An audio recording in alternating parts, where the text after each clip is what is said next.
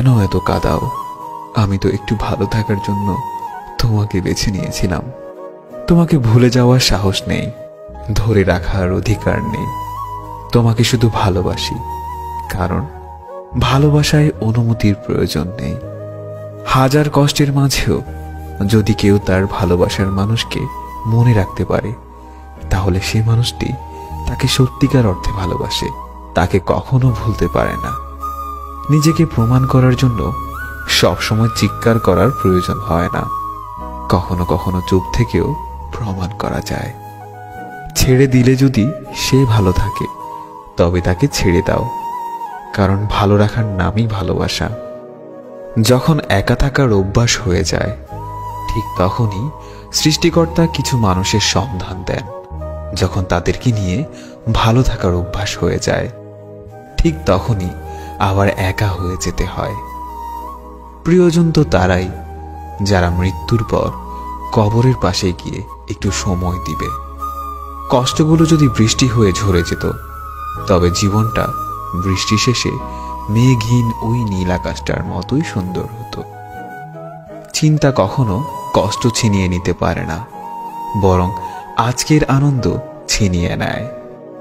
অজুহাতের কি দরকার ছিল? বলে দিলেই পারতে, পূর্ণ হয়ে গেছি। মাঝে মাঝে মন খারাপেরও কোনো কারণ পাই না, কারণ পাই না একাকিত্বেরও। শুধু বুঝতে পারি আমি ভালো নেই। এই শহরে বাঁচতে হলে পাক্কা অভিনয় জানতে হবে। কষ্টের সাথে যাদের বসবাস, রাতটা তাদের জন্য যে কি কষ্টের, সেটা শুধু তারাই জানে।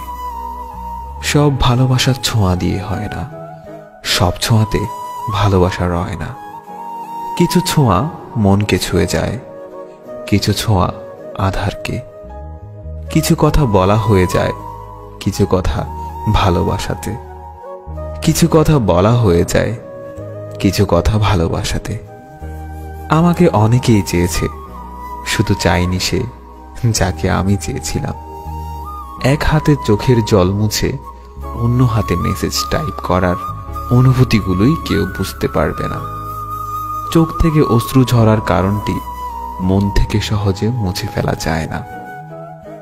বিদায় জিনিসটাই কষ্টকর, হোক সেটা ক্ষণিকের অথবা চিরতরে। সারাদিন কষ্টগুলো বুকের মাঝে চেপে রাখলেও রাতে যেন কোনোভাবেই ঠেকানো যায় না। বুক ফেটে কষ্টগুলো বের না হলেও চোখ দিয়ে বের হয়ে আসে অশ্রু। জীবনে এমন একটা মানুষ চাই, যাকে আমি চোখ বন্ধ করে বিশ্বাস করতে পারবো। আমার বুকের ভেতরে চাপা কষ্টগুলো যদি তুমি দেখতে পেতে, তাহলে তুমি ভয়ে চিৎকার দিয়ে জ্ঞান হারিয়ে ফেলতে। সে হয়তো জানে না তার একটা কল বা মেসেজের জন্য আমি কতটা অপেক্ষা করি।